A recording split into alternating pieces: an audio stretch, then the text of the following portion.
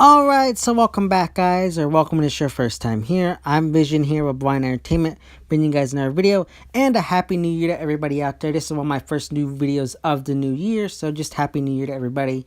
Now, today, for this video, I'm going to be talking about my top 10 favorite comics of 2018. Now, this is just my personal list. This isn't a list anywhere out there on the internet. This is just my list personal to me of my top 10 favorite comics of 2018. Now, I do have like my own personal kind of set of rules. First off, the book must have completed a minimum of 2 volumes, so things like Oblivion Song and Gideon Falls won't be on this list. They'll be on a different list where I talk about my top 10 most comics to look out for in 2019, or things I think you should keep an eye on in 2019. So they'll be on that list. But if you want to include them on your list in the comment section down below, you can feel free to do that. It's just what I'm choosing to base my list off of. Another rule I'm having is, for me at least, I'm only judging the book on the story it told this year. So take, for example, The Walking Dead. I'm only looking at the New World Order story arc along with the new story arc that was told between the months of July and December. So for that, I'm just looking at the story that it told this year. And my third rule that I'm putting into place is I'm not looking at any kind of mini series or short stories like Cold Spots or Extremity or Days of Hate. I'm not putting those on my list. I'm just not doing any kind of like short stories or anything like that. But like I said, if you want to add Gideon Falls or Oblivion Song to your list, or want to do any kind of short stories, feel free. Put them down in the comment section. Let me know your top 10 favorite books or top 5. Let me know in the comment section down below, and let's have a nice, lively conversation in the comment section down below. Coming in at number 10 is Kill or Be Killed, writer Ed Brubaker and artist Sean Phillips and Elizabeth. I'm not going to pronounce her name because I'm probably going to butcher it, but I really loved Kill or Be Killed. If you had asked me to do this list for 2017, this would probably have been in my top 5 to top 3. But I had a lot of issues with how they ended it, in a sense. Don't get me wrong, I think it's a great book. It told a great story, but I feel like they kind of dropped the ball on the way they ended it. In my opinion, I'm not comparing the book or the vigilante killer to a superhero, but I feel like they could have done something where Kira took on the mantle of the vigilante killer, and she could have gone on and continued it from issue 21 and forward. Now, I feel like that would have been an interesting thing to do. We could have seen her go to a different city, like Chicago, LA, maybe DC, something like that. I think that'd be an interesting thing. Maybe even like her and Dylan at some point, they had sex or whatever, she got pregnant, had a kid, and maybe down the line, like maybe 20 or so issues, 30, 50 issues later, she had a kid, and we see him grow up and eventually become the vigilante killer.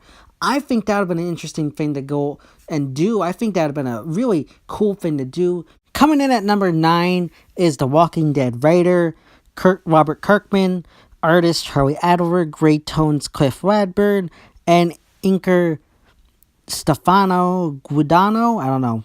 Correct me, I probably just butchered his last name. But moving forward, I feel this was a really hard placement for me because The Walking Dead was what got me into comics.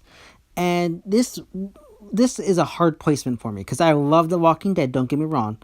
But looking at the story it told this year, it kind of felt a bit lackluster. Don't get me wrong, I enjoyed what they did with the Commonwealth and the building of this big, huge community. But it just, I don't know, something just didn't fit right with me with this year of The Walking Dead. It just felt like a kind of like very slow burn this year. Like if you look back, what really happened this year at The Walking Dead? They met the Commonwealth, they found Michonne's daughter, they went back, informed Rick, he came there. Michonne's now on the side of the Commonwealth after defending someone. Sure, some big moments happened, but like if you look at it in the grand scheme of things, it was a very slow burn in my opinion. And followed up with the death of Dwight, which a lot of fans have mixed emotions about. Personally, I'm in the middle, I don't care, but I'm a little disappointed.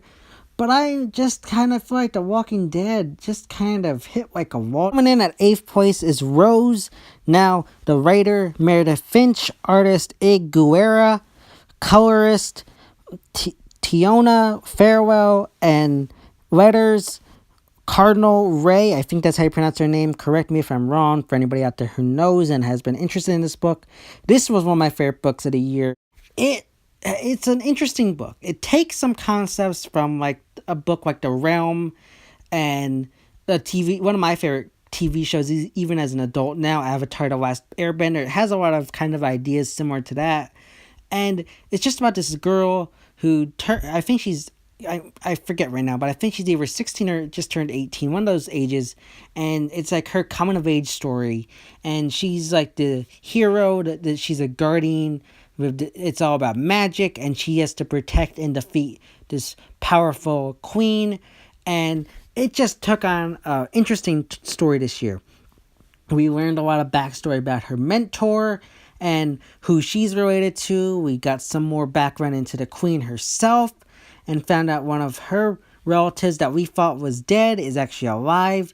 We had some back and forth kind of trust issues with Rose's protector, wondering if he was on our side or if he had switched sides, and her journey into fully becoming a guardian, the issue with her animal companion Throne being captured, and now we don't know what's going on there. It's just an amazing story.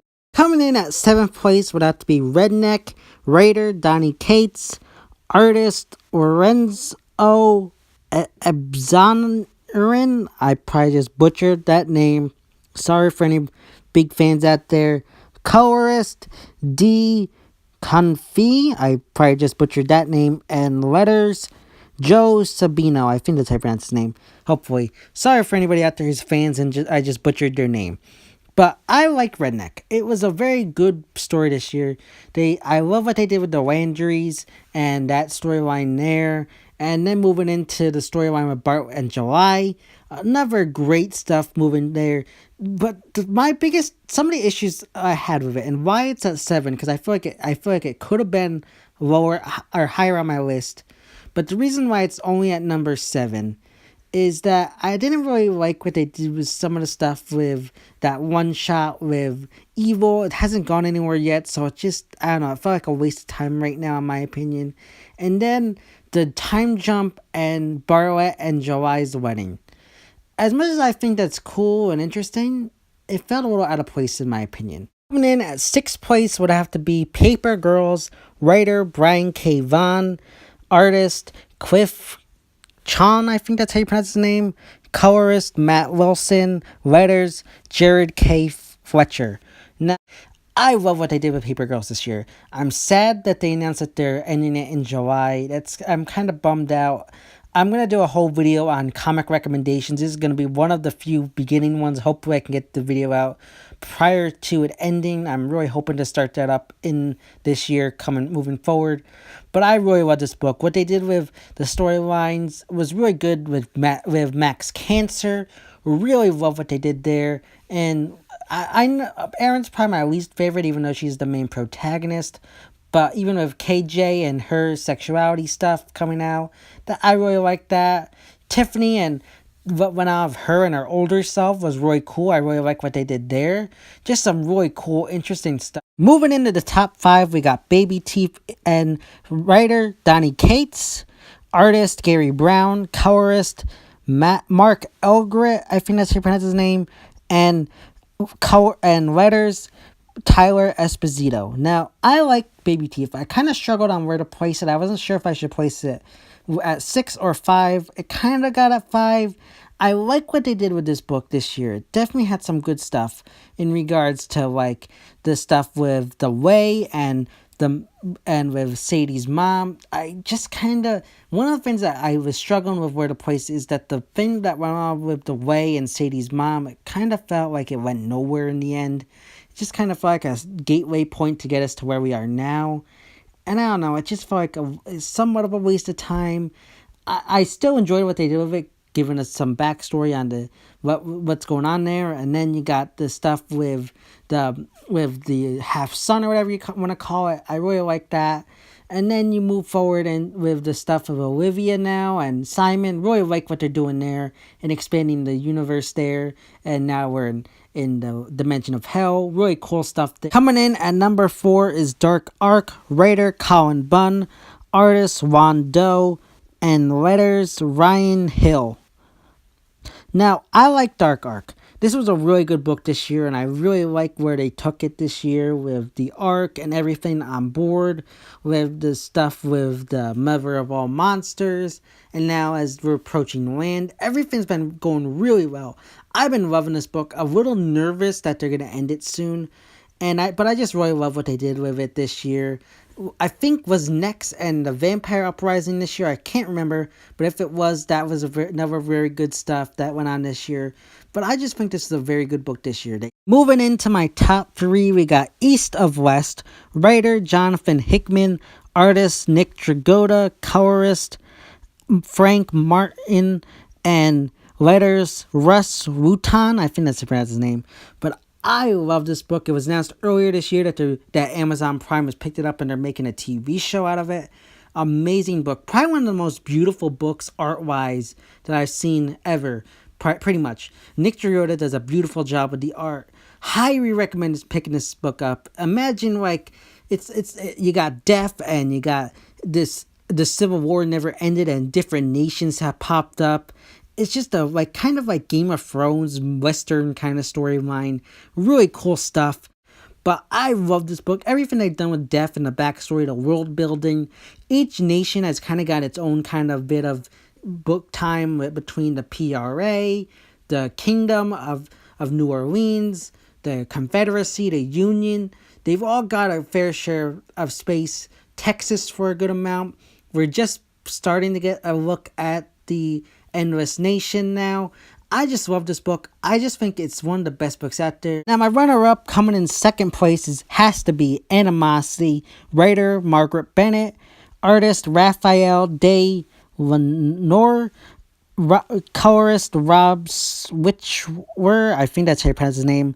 Letters Marshall Dillon. Now, this is another great book. Another book that was picked up for a movie deal. I can't wait to see that happen. I just love this book. It follows this girl Jessie and her dog Sander as they kind of navigate this new world as animals have awoken. They are smart. They know each other are prey and predator. They can talk with each other. It's just an amazing book.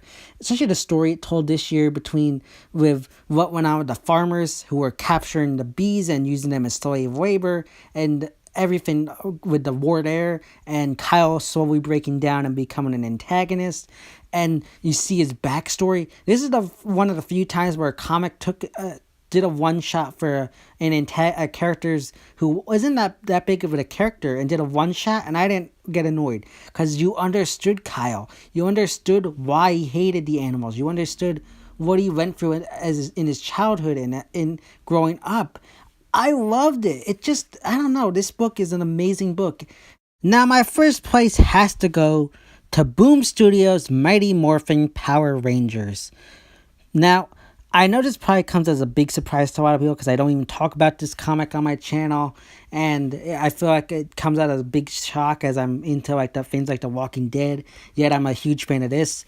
I grew up on Power Rangers. That's kind of why I'm into the book. If you're a fan of 90s Power Rangers and you've been disappointed with the TV show or just looking for good Power Rangers, pick up this book. I promise you, you will love Power Rangers just as much as I do.